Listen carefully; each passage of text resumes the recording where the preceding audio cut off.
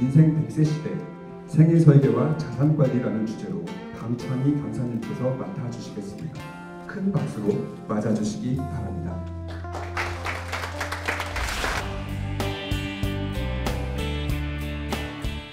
조금이라도 도움되는 말씀 드리도록 노력하겠습니다. 요즘 이제 100살까지 산다고 그러니까요. 노후 자금이 뭐 10억 있어야 되느냐, 7억 있어야 되느냐, 뭐 이런 얘기들을 많이 하죠. 근데 사실 우리나라에서 회사를 퇴직하고 살고 있는 집 말고요. 이런 돈을 가지고 퇴직하는 분들이 몇 분이나 되겠습니까?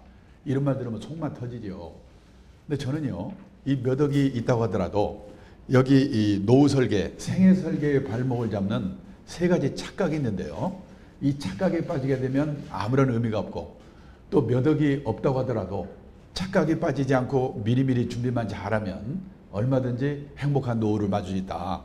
저는 그렇게 생각합니다. 재작년에 민간기업에서 만 55세로 정년퇴직한 나이입니다. 이분들 중에서 남자가 44%, 여자가 48%가 97세를 돌파한다. 그러니까 여기 계신 분들은 교통사고만 안 당하면 다 100살입니다. 나는 이제 앞으로 100살까지 살아야 된다. 어떤 준비를 해야 되는가? 정말로 준비 없이 100살까지 사시게 되면 그게 과연 축복인가?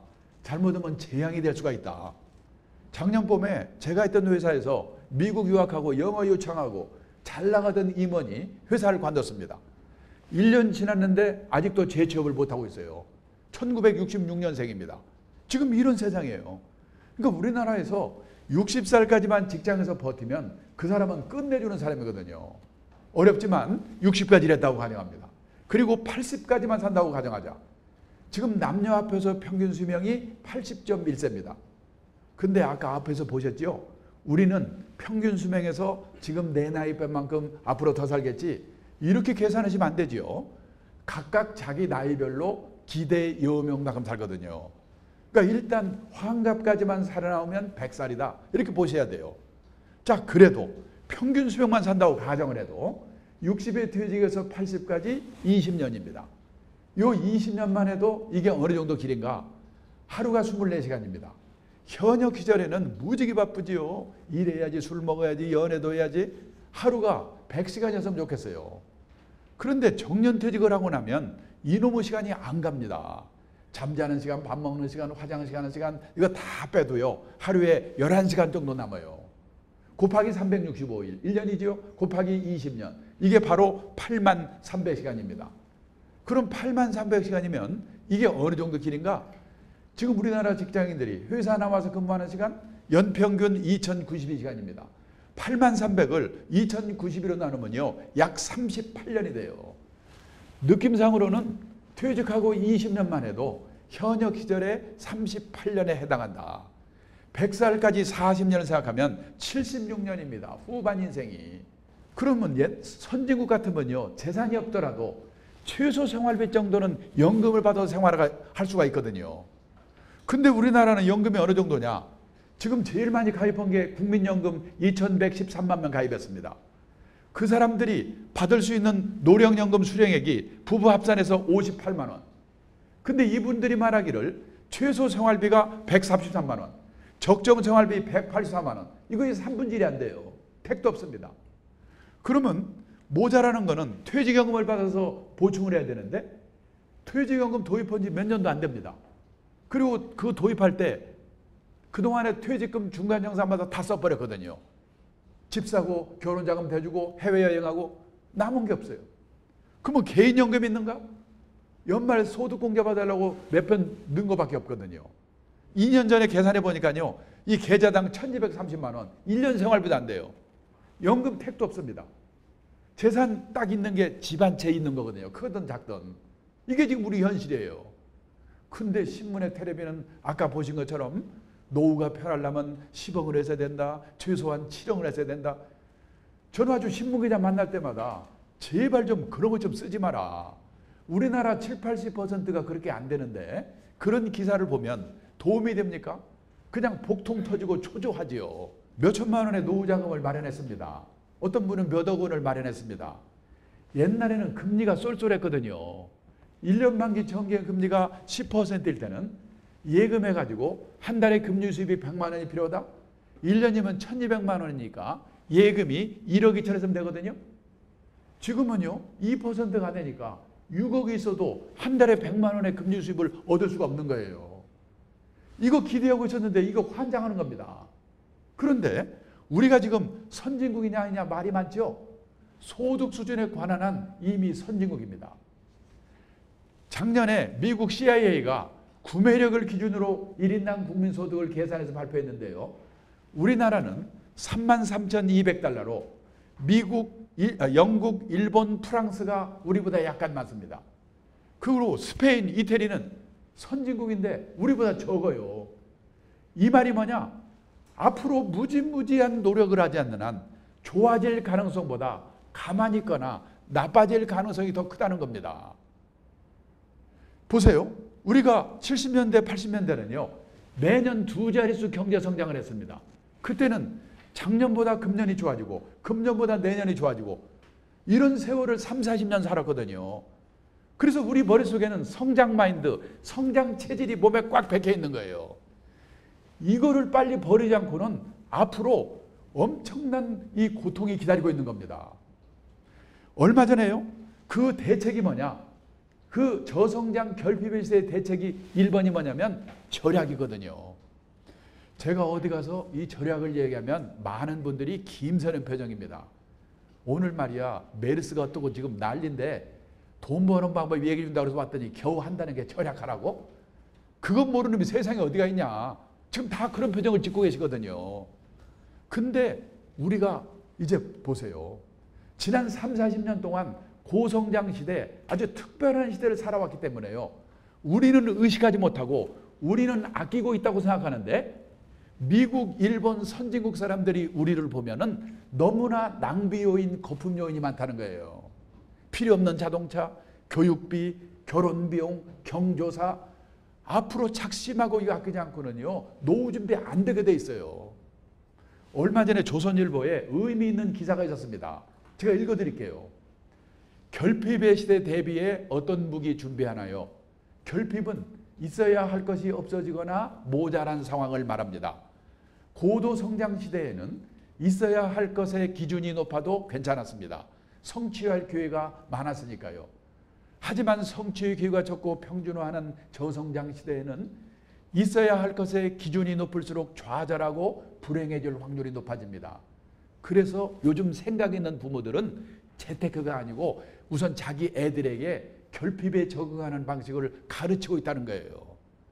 제가 얼마 전에 어느 모임에 갔더니요. 유명한 교수가 제 옆에 있는데 외동딸인데 금년법에 대학을 졸업했는데 아직 취업을 못했대요. 그 유명한 교수가 가서 부탁 한 번만 하면 되고 괜찮은 대학 나왔고 안 될 게 없는데 안 한답니다. 재수해서라도 네 힘으로 들어가라. 결핍에 적응하는 방식을 가르치기 위해서. 자기 딸이 용돈이 궁한 같은데 자기 돈 있거든요. 주고 싶은 마음이 꿀떡 같은데 참는데요. 결핍에 적응하는 방식을 가르치기 위해서. 우리가 한 달에 10만 원 쓰는 사람이 9만 원을 쓰게 되면 10% 절약한 겁니다. 고성장 고금리 시대에는요. 그까이 거 주식 사서 부동산 사서 10% 수익 내면 되는 거지. 다 그런 생각을 했거든요. 근데 그게 저성장 저금리 시대에는 엿장수 맘대로 안 되거든요. 근데 절약은요. 하기에 따라서는 자기 의지대로 될 수가 있다는 거예요. 제가 십몇 년 전에 일본의 책방에 가니까 절약에 관한 책들이 쫙 깔려 있는 거예요. 제가 그때만 해도 별로 책도 다 있네. 돈 버는 책이 아니고 뭐 이런 책이 있는 거야. 지금 나가시다가 여기 교보문고, 영풍문고 한번 가보세요. 우리나라 책방에도요. 여자의 습관, 우아하게 가난해지는 법, 120만 원 한 달 살기 이런 책이 지금 쫙 깔려 있습니다. 선진국이 걸어간 길을 우리가 그대로 지금 따라가고 있는 거예요. 우리가 좌절할 게 아니고 그런 때를 지금 우리가 만났다고 생각하고 준비를 해야 되는 거예요.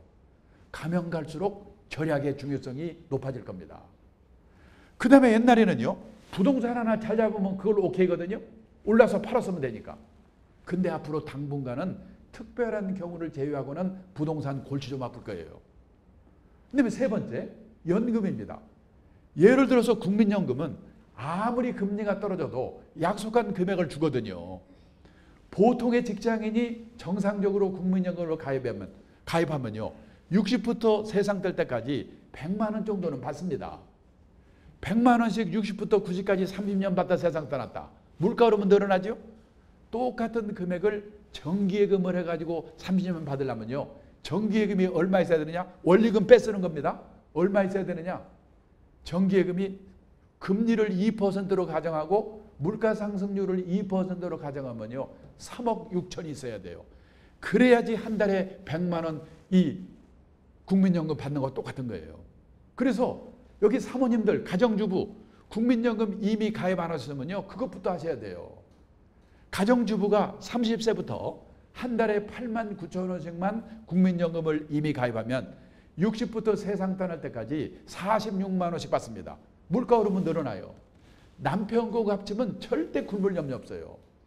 근데 이 연금은 미리미리 가입하지 않은 사람한테는 해당이 없어요. 그럼 이제 세 번째, 주식이나 채권이나 펀드처럼 리스크가 따르더라도 고수익을 낼 수 있는 투자 상품을 활용해서 수익을 내면요. 저금리를 방어할 수가 있어요. 미국 같은 선진국도요. 1970년대까지는 금리가 2자릿수였습니다. 그때는 그 사람들도 다 예금하고 살았어요. 근데 이게 80년대부터 금리가 떨어지면서 저금리의 혜택을 받는 주식이나 펀드 같은 걸 사가지고 수익을 내서 모자라는 금리 수입을 보충하는 거예요. 우리가 바로 그 시기에 들어갔습니다. 그래서 앞으로 투자에 관한 공부를 좀 하셔야지 풍요로운 인생을 살 수가 있어요. 근데 투자에 관한 공부를 하면 뭔 생각을 하냐? 주가 예측, 부동산 예측, 예측에 관한 공부라고 생각하거든요. 근데 보통 사람이 단기 예측은 불가능합니다. 무슨 공부를 해야 되느냐? 전문가를 활용하는 법. 이 사람이 전문가인지 아닌지 식별하는 법. 자산관리의 기본 원칙. 그런 공부를 하셔야 돼요. 근데 게을러서 안 했으면요. 안 하는 게 나아요. 원금이라도 깨먹지 말아야지. 그러면 이것도 안 돼. 저것도 안 돼. 저것도 안 돼. 나머지 일을 하든지. 이 중에서 난 뭘 해가지고 노후 준비할 건가? 잘 생각해 보셔야 됩니다. 자, 그 다음에 건강 문제는 제가 생략하겠습니다. 오늘 제일 중요한 겁니다. 자녀 리스크. 아니, 귀여운 자식 위험하다니. 아까도 말씀드렸잖아요. 내가 몇 억 원의 노후 자금이 있다고 하더라도 아들이 사업해서 실패해, 신용불량돼, 손 내밀어. 우리나라 정서에서 안 도와주고 못 베이거든요. 그리고 쪽방에 사는 거예요. 우리나라는요. 다 큰 자식이 부모한테 얹어 사는 걸 뭐라고 그러죠? 캥거루. 지금 캥거루가 얼마나 있는지 아십니까? 48만 마리가 있답니다. 근데 캥거루가 이 말 들으면 열받는데요. 왜? 캥거루는 지 새끼를 1년 보아주고 그냥 쫓아버린대요. 우리는 끝이 없잖아요. 일본에서는 또 캥거루를 뭐라고 하냐? 패러사이트 싱글이라고 하는데 번역하면요. 기생충적 독신이란 뜻이래요. 일본의 35세에서 44세까지 10년 인구가요. 1895만 명인데 그중에서 결혼 안 하고 부모한테 얹어 사는 이 기생충적 독신이 295만 명이랍니다. 부모가 돌아가시면 어떤 일이 생기냐? 직업 있는 놈은 그나마 괜찮은데 없는 놈이 더 많거든요. 부모 사망 신고 안 하고 몰래 연금 다 먹거나 아니면 극빈자로 전락한다는 거예요. 문제는 우리가 이 뒤를 따라가고 있는 게 문제입니다. 영국에서는 키퍼스, 부모의 노후 자금을 갉아먹는 자녀들. 그러니까 몇 억 있어봤자 이 자녀 리스크에 걸려버리면요. 아무 의미가 없어요. 그런데 지금 세계에서 우리나라처럼 자식한테 돈 퍼붓고 있는 나라가 없거든요. 대학 등록금이 비싸다고 그 난리인데 미국 등록금이 훨씬 비싸답니다. 그런데 우리나라나 일본의 부모들은 대학 등록금은 부모의 책임이다. 이렇게 생각해요. 근데 미국의 대부분의 부모들은 대학 등록금 지놈들이 융자 봐서도 다니고 취직해서 갚겠지. 그런다는 거예요. 그런데요. 결혼 비용은 우리와 일본이 또 달라요. 일본에서 젊은 애들이 결혼 비용 부모한테 신세 좀 질라면요. 이리저리 눈치 보다가 어떻게 조금만 도와줄 수 없을까요? 이러잖아요. 근데 우리나라는 제가 얼마 전에 일본에 큰 회사 사장이 서울에 왔어요. 이런저런 얘기를 하는데요. 그 딸이 요번에 아빠 집을 사야 되겠는데 조금만 좀 도와주세요. 그래서 사돈을 만나가지고요. 신사협정을 했대요. 우리 얼마씩 도와줄까? 그래서 각각 150만 엔, 우리 돈으로 1,400만 원 정도 도와주고 끝내버렸대요. 그 부자가. 우리는 끝이 없잖아요. 문제는. 그런데요. 보세요. 지금 이게 전국 평균이니까 결혼자금 딱 중간층이 서울은 훨씬 더 들 거예요. 딱 중간층이 1억 700. 장가 가면 오지도 않은 자식이 돈은 더럽게 들어요. 아들만 둘 있으면 골치 아픕니다. 그래서 우리가 빨리 전세가 월세가 돼야 돼요. 전세 자금 때문에 그런 게 아닙니까? 그래서요, 정 도와주려면 1년치 월세를 도와주고 나중에 알아서 하라고 하든지. 전세가 가면요 안 돌아오거든요. 노후 어떡할 겁니까? 자식이 또 도와주지도 않고. 생각해 보셔야 돼요. 이렇게 도와주고 나면 무슨 문제가 생기냐면요, 우리나라 50대 60대가 648만 가구인데 그 중에서 결혼 비용은 빼고 얘기하더라도 이미 교육비를 왕창 썼습니다. 조기 퇴직했습니다. 금리는 2%도 안 돼. 100살까지 살아야 돼. 42%가 은퇴 빈곤층으로 전락하게 생겼다는 거예요. 은퇴 빈곤층이 뭐냐? 부부 월 생활비가 94만 원 이하로 살아야 되는 집. 근데 지금처럼 결혼 비용을 계속 써대면요 17%가 추가가 돼가지고 60% 정도가 은퇴 빈곤층으로 전락하게 생겼다는 거예요. 그러니까 우리나라 대부분의 가정에서는 이 두 가지 문제를 해결하지 않고는 방법이 없는 거예요. 근데 이 문제를 제껴놓고 방법을 찾으려니까 없는 거지요. 그리고 없다고 그러는 거예요 지금. 연초에 국제시장 영화 난리쳤죠? 마지막에 덕수가 울먹이면서 뭐라고 그럽니까? 우리 자식 세대가 아닌 우리 세대가 힘든 세상의 풍파를 겪은 게 얼마나 다행인지 모르겠다. 요즘 나이 든 분들이 이 말하면서 젊은 사람들한테 똑바로 해 똑바로 해 그러잖아요. 젊은 애들이 이 말 들으면 웃어요. 당신네들이 부동산 투기해서 집값 올라가면 우리는 집도 못 사잖아. 당신네들이 이렇게 만들어서 우리 취직도 못 하잖아. 웃어요 젊은 애들이. 지금요 나이 든 분들 미안하지만요 젊은 애들이 얼마나 고통스러운가, 우리 사회가 젊은 애들에게 얼마나 냉혹한 사회인가를 이해하셔야 됩니다. 작년 봄에요 일본의 가족사회학자가 쓴 책을 한 권 사왔는데요, 우리나라와 일본의 젊은 애들의 공통점을 쓴 겁니다. 제목, 젊은이에게 냉혹한 사회. 일본도 젊은 애들에게 냉혹한 사회랍니다. 그런데 일본의 작년 대졸자 취업률이 87%, 금년에 경기 좋아서 더 좋아 97%. 일본은. 우리나라요 작년에 대졸 4년제 대학 졸업한 학생 수가 48만 5천 명인데 몇 명이나 취직했을 것 같아요? 28만 4천 명이 취직했습니다. 그 안에는요 군대 간 애들, 대학원 간 애들이 포함되거든요. 그게 취직입니까? 그거 빼버리면요 50%가 될까 말까예요. 둘 중에 하나가 취직이 안 되는 세상인데 밥술이나 먹는 게 뭐가 중요합니까? 그놈들이 볼 때는 얼마나 냉혹한 사회냔 말이죠. 취직하면 또 만수무강인가? 아니거든요. 작년에 경희대학교 신동교수가 발표한 겁니다. 남자가 주 직장에서 45세까지 근무할 확률 60세도 아닙니다. 50년 이전 출생자는 7, 80%, 58년 개띠는 40%, 60년생은 20%. 이제 3년 다니다 관두고 6개월 오고 취직하고 또 관두고 6번 정도를 해야지 60까지 다닐 수 있는 세상이에요. 냉혹한 사회입니다. 근데 문제는 부모들은 우리 애들이 냉혹한 사회에 견딜 수 있도록 애들을 강하게 키웠는가? 물러터진 부모, 특히 물러터진 엄마들, 이게 문제예요. 이거는 실화입니다. 실화인데요. 어느 기업에서 국제 비즈니스라는 부서가 하나 생겼어요. 스카이대학 나와서 미국 유학해가지고 영어 유창한 애들을 고액 연봉으로 스카우트 왔습니다. 한 4년쯤 비즈니스를 하는데 안 되는 거예요. 비즈니스 사이클 너무 짧아. 안 돼. 그 부서를 해체시켜버렸어요. 그런데 있던 애들은 마땅히 갈 데도 없습니다. 그리고요 4년 동안 고액 연봉 받은 게 화가 되는 거예요. 직장인들은 일시적으로 고액 연봉 받는 걸 정말 조심해야 되거든요. 영원히 그렇게 받을 걸로 착각해가지고 생활 수준, 소비 수준만 높아지고 저축이 없어요. 그래서 지금 재테크가 문제가 아니고 부부가 자녀 교육 문제, 결혼 문제에 대해서 어디 가서 제대로 된 교육을 받아가지고 공통된 인식, 소신을 가지고 교육과 결혼 문제를 바꿔야 애도 살고 나도 산다. 지금요 그렇게 바꾸는 사람이 의외로 지금 늘고 있어요. 우리 부부만 멍청하게 앉아있는 거 아닌가 잘 생각해 보셔야 됩니다. 시간 없어서 얘 하나만 들을게요. 제가 존경하는 분이 있는데요. 아들이 4명인데 둘째 아들이 고등학교 1학년 때입니다. 초등학교 때 친하게 지내던 친구가 아버지 따라서 런던에 살고 있었는데요. 그 친구가 얘를 여름 캠프에 초청했답니다. 갔어요. 한 달 캠프하고 오려고 그랬더니 영국 교장이 잘 봤는지요, 전화가 왔더래요. 얘를 1년 동안 교환학생으로 놔둬라. 장학금 줄 테니까. 놔뒀어요. 1년이다 또 전화가 왔어요. 얘를 3학년까지 그냥 그대로 놔두면 옥스퍼드 대학 거의 틀림없다. 장학금 제가 놔둬라. 저를 포함해서 우리나라 부모들이 그 말 들으면요, 저를 수백 번 하고 보냈겠죠.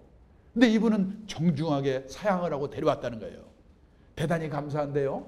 저는 제 아들이 미성년자 고등학교를 졸업할 때까지는 부모 형제와 부딪히면서 살아야 가족 간에 정이 생기고 봉사정신, 희생정신을 배울 수 있습니다.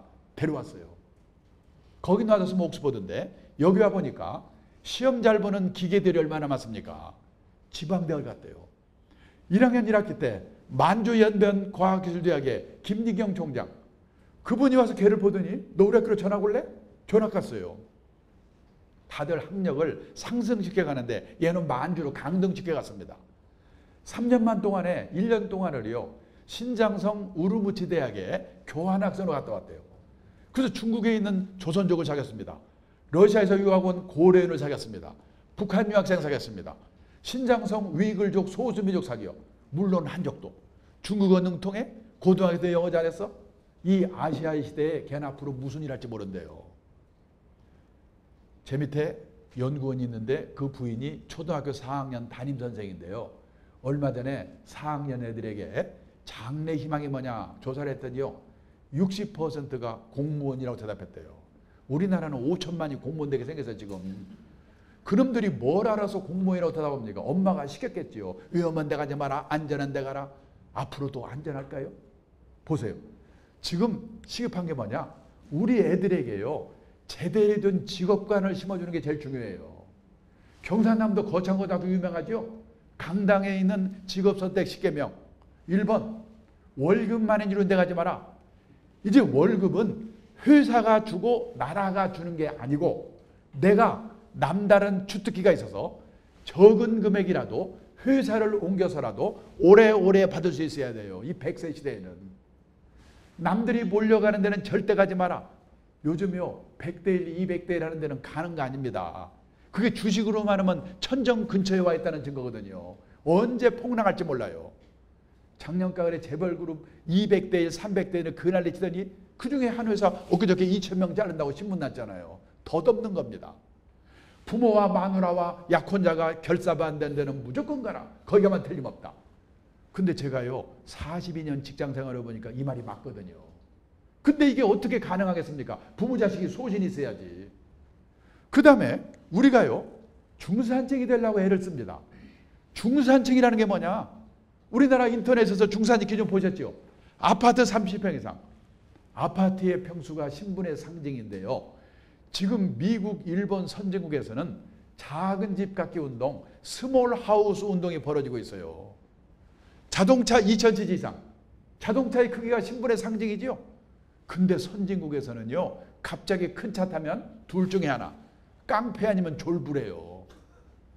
미국의 중산층 기준 보세요. 자신의 주장에 떳떳할 것, 페어플레이를 할 것, 사회적 약자를 도울 것, 부정과 불법에 저항하는 용기가 있을 것, 그리고 정기적으로 비평지 하나 정도 받아볼 것. 10억에서 뭐합니까? 이거 없으면 중산층이 아닌데. 그 다음에 우리가 애들에게요, 영어 수학 말고 가르친 게 있습니까? 돈 관리를 가르쳤는가? 경제적 자립을 가르쳤는가? 근데 막말로 영어 수학은 못해도 밥 먹고 살거든요. 근데 돈 관리, 경제적 자립 이거 모르면요 평생 고생하거든요. 제가 몇 년 전에 책을 쓰면서 조사해 봤는데요. 미국의 고등학교 교과서에는 이 돈 관리, 경제적 자립 이 내용이 무려 43페이지 나오고 그걸 다 가르치는 거예요. 우리는요 경제가 어려워서 선택을 안 해. 페이지도 배포해 안 되지만 수능 시험에 이 경제 선택을 하는 애가 1.5%래요. 그러니까 대학을 나와도요 저축이라는 말과 투자라는 말이 어떻게 다른지 죄송하지만 알고 계십니까? 학교에서 안 가르치면 부모라도 가르쳐야지요.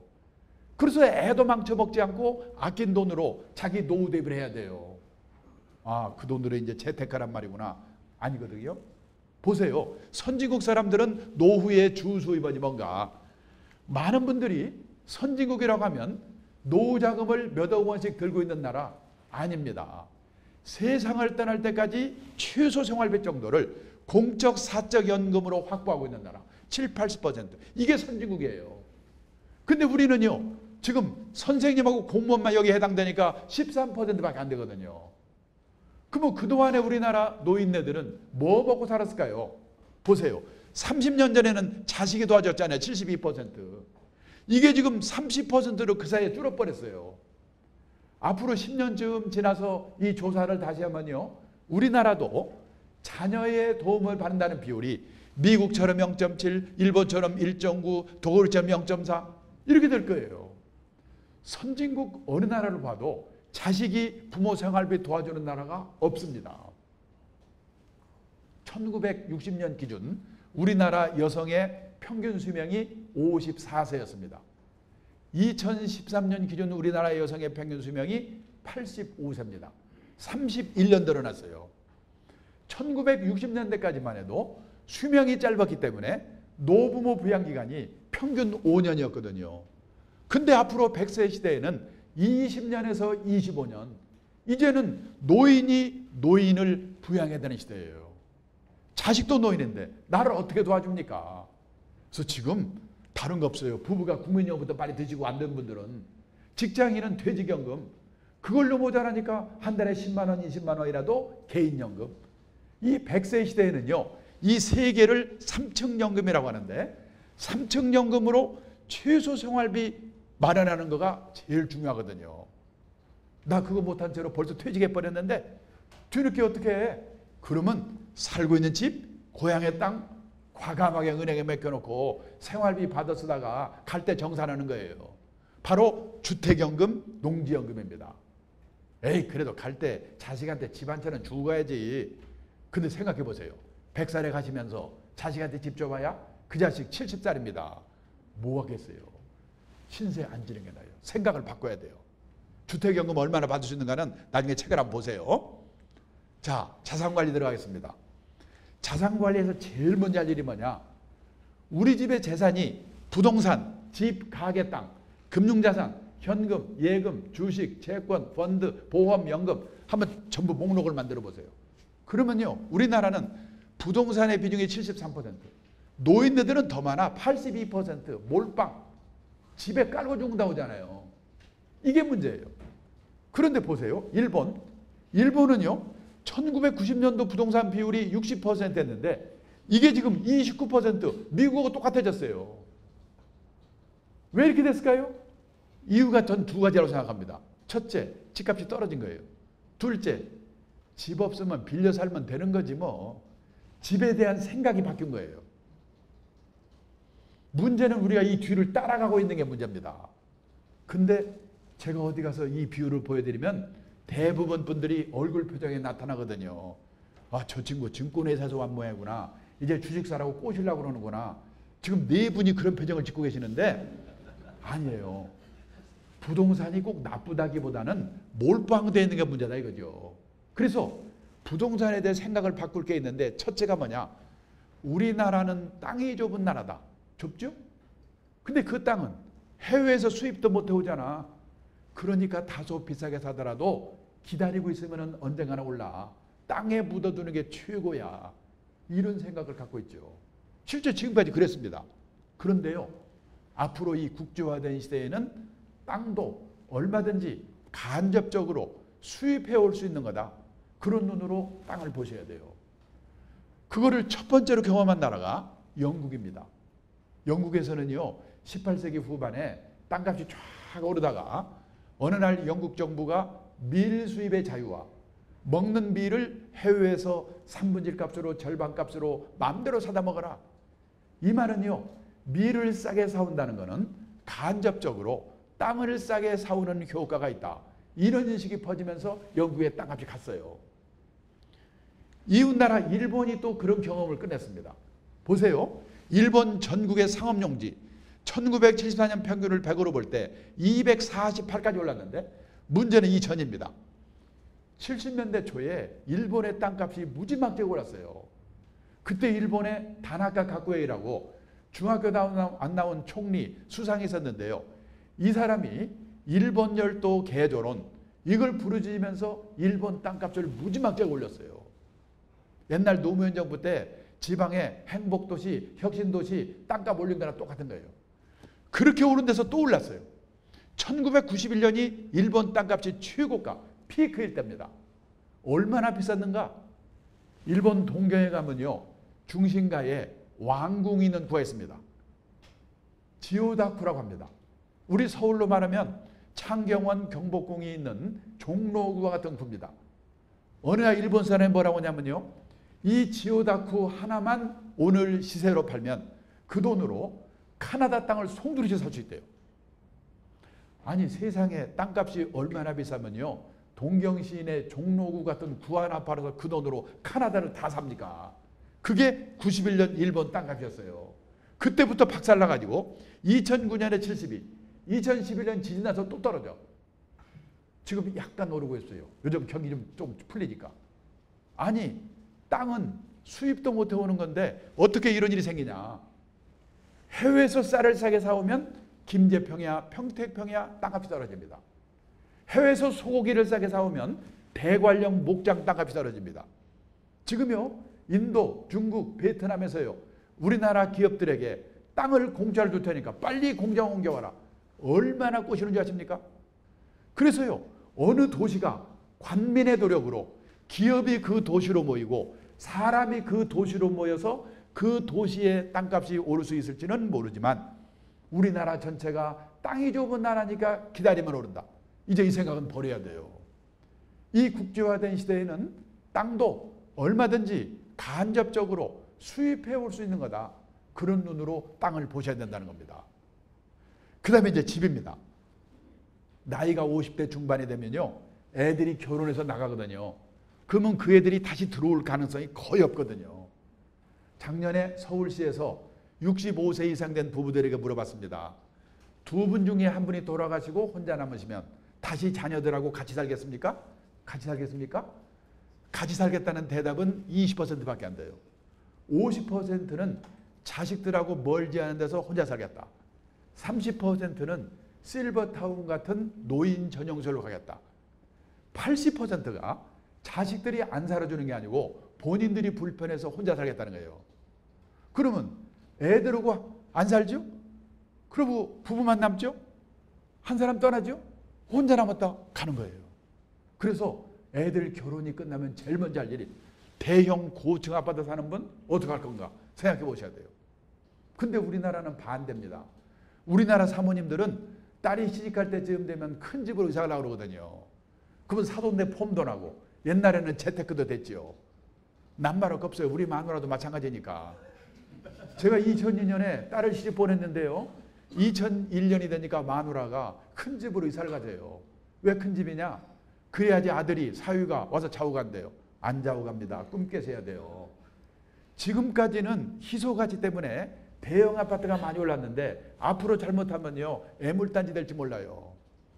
우리나라 인구가 5천만입니다. 가구 수가 1750만 가구입니다. 그 중에서 혼자만 사는 가구, 둘만 사는 가구 비율이 30년 전에는 15%밖에 안 됐거든요. 그때는 대가족이었으니까. 2013년에는요, 52% 늘었습니다. 2035년이 되면요, 68%가 혼자 아니면 둘이 사는 집이 된대요. 깜짝 놀랐어요. 일본 10년 전에 벌써 56%. 지금 또 조사하는데 아마 60 몇 % 됐을 거랍니다. 우리나라도 일본도요, 대부분의 집이 혼자 아니면 둘이 사는 시대가 오고 있는데 아직도 서울에서는 재개발했다면 몇 평 늘어나지? 대형 평수만 생각해요. 조심해야 돼요. 그 다음에 우리나라 사람들은요, 고층 아파트 이것도 조심해야 됩니다. 돈 많은 사람 하늘로 가고 돈 없으면 땅 밑으로 가는데 너무 하늘 좋아할 게 아니에요. 5년 전 얘기입니다. 일본에서 난리가 났어요. 오하라 레이코라고 우리말하면요, 이영애 정도 되는 국민 탤런트가 죽었습니다. 사흘 만에 발견됐어요. 고독사. 일본이 벌컥 뒤집혔어요. 어느 큰 아파트 단지를 조사해봤더니 과거 3년 동안에 고독사한 사람이 25명. 그 사람들이 죽어서 발견될 때까지 시간이 얼마나 걸렸냐? 평균 21.3일이 걸렸대요. 얼마나 비극입니까? 왜 이런 일이 생기냐? 사람이 들락날락하는 데 살지 않기 때문에 그래요. 자식들하고 안 살죠? 그러면 이웃집만한 복지시설이 없습니다. 그래서 요즘 단독주택 뜨는 것도 이유가 있어요. 근데 30중 40중에서 혼자 아니면 둘이 살고 있어 보세요. 누가 찾아옵니까? 더 중요한 거는요. 그동안에 왜 우리나라 집값이 폭등을 했을까? 한번 생각해보고 앞으로는 중심을 잡으셔야 돼요. 여기요. 우리나라의 합계 출산율 변화 추이. 왜 하필 합계 출산율이야? 부부가 합쳐서 합동으로 하니까 합계겠지. 아닙니다. 합계 출산율의 뜻이 뭐냐면요. 여성 한 명이 평생에 애를 몇 명 낳는가. 이거를 합계 특수 출산율이라고 그러는데요. 이 사람들이 집을 사면서 핵가족화가 겹쳐져 가지고 우리나라 집값이 폭등을 한 거거든요. 근데 2005년 보세요. 1.08명. 이렇게 변화무쌍한 나라가 있습니까? 세상에. 우리나라의 문제는 뭐냐면 어느 나라하고 다 소자 고령화로 가는 거는 비슷해요. 문제는 프랑스는요. 154년 걸렸던 거를 일본은요. 36년 걸려서 가고 우리나라는요. 26년 만에 가는 거야. 그냥 화끈하게 가는 거야. 그게 지금 문제예요. 지금. 보세요. 좀 늘어나는가 했더니 다시 주저앉았잖아요. 큰일 났어요. 2005년에 1.08명일 때 태어난 애들이 시집장가 갈 때 되면 무남동녀, 무녀동남 결혼하거든요. 아무리 집이 없다지만 양가에 한 집은 있겠지요. 그런데 보세요. 우리나라의 주택보급률 2년 전에 100% 넘었어요. 서울 수도권이 99%인데 여기에는요. 원룸, 오피스텔 이걸 포함하지 않은 거랍니다. 서울 수도권도 원룸, 오피스텔 포함하면요. 100% 넘었대요. 근데 왜 집 없다고 난리야? 자기 집이 아니니까. 자가 가구 비율이 절반밖에 안 되니까. 그러면 선진국은 자가 가구 비율이 높은 거 아니에요? 아니에요. 선진국과 우리의 차이가 뭐냐? 집 없으면 빌려 살면 되는 거지. 선진국은요. 선진국에서는 세집 뭡니까? 자기 집 있으면요. 세금 내야지, 수리해야지, 보험료 많이 나오지. 우리도 그렇잖아요.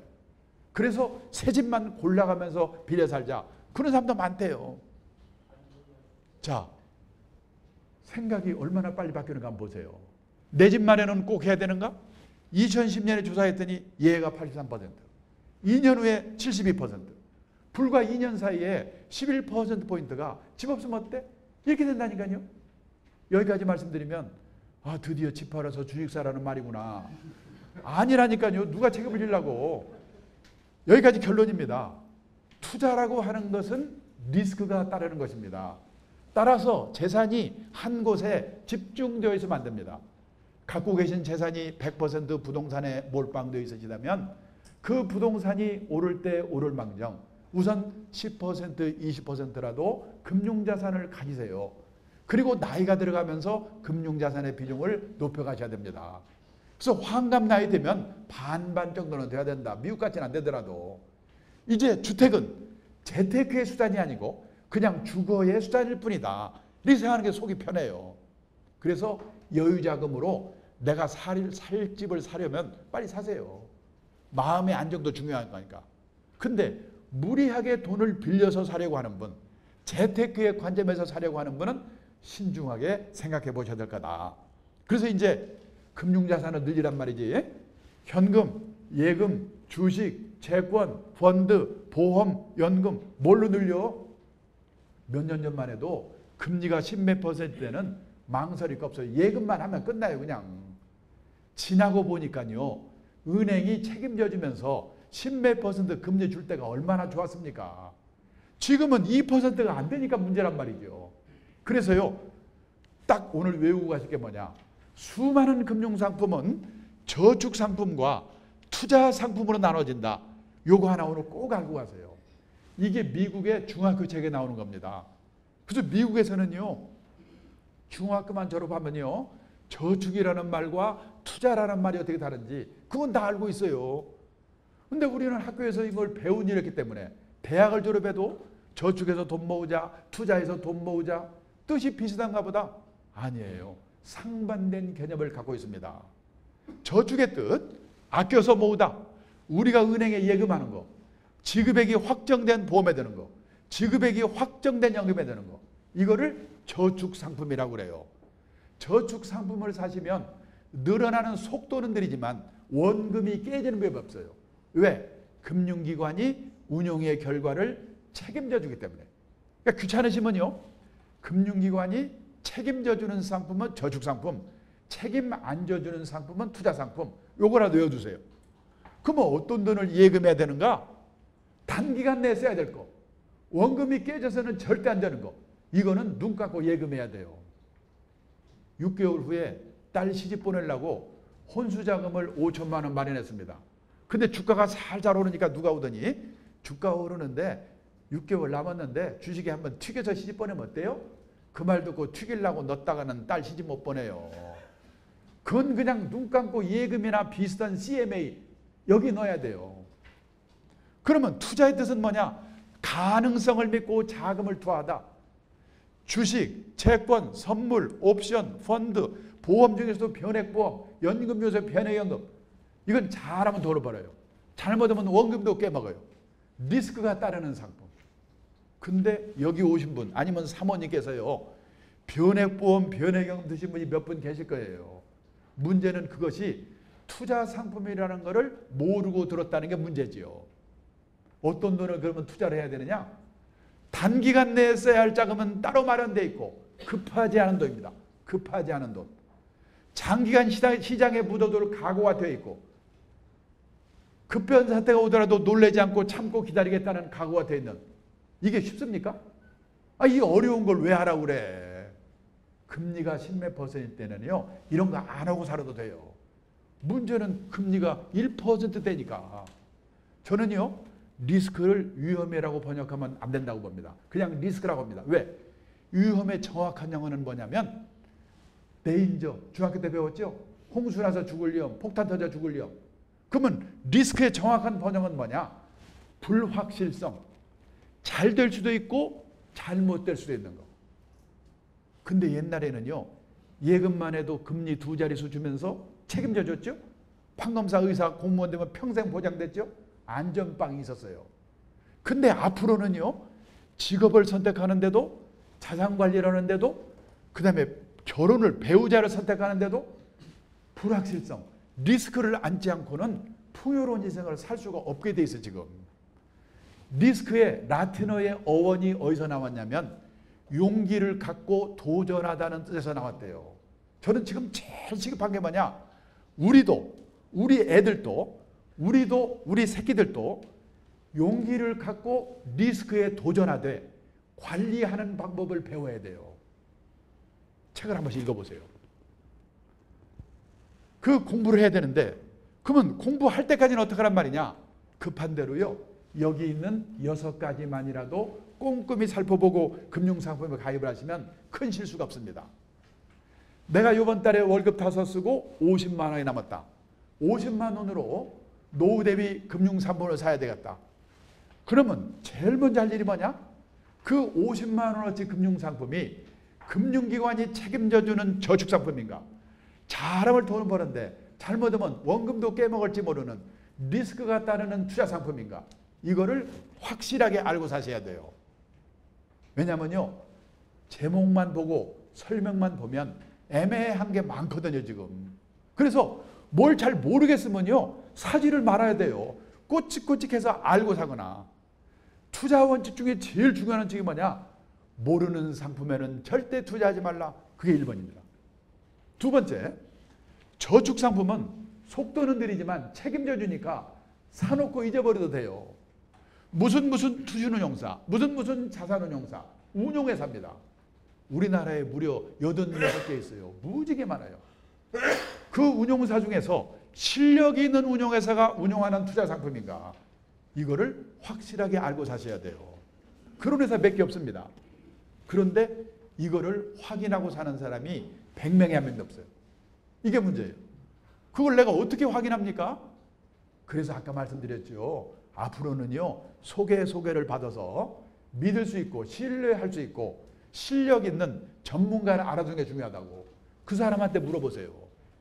근데 제가 지금 어디 가서 강의가 끝나면요, 어떤 분이 오셔가지고 저한테요, 저 펀드 사서 깨먹었는데 어떻게 해야 돼요?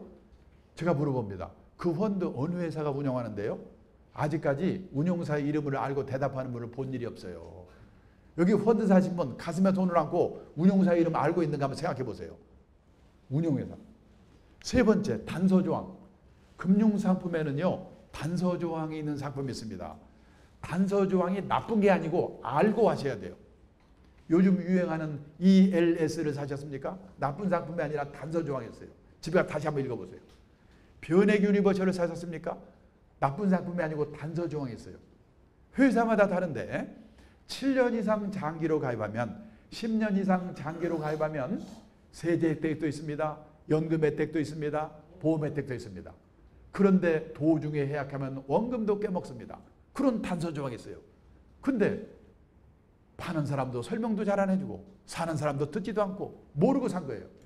몇 년 지나서요, 갑자기 돈이 필요하니까 해약을 하면 정기예금처럼 이자는 안 주더라도 원금은 다 주겠지. 근데 원금도 절반밖에 안 준다니까 싸우고 난리잖아요. 원래 그렇게 설계된 상품이에요. 단서조항.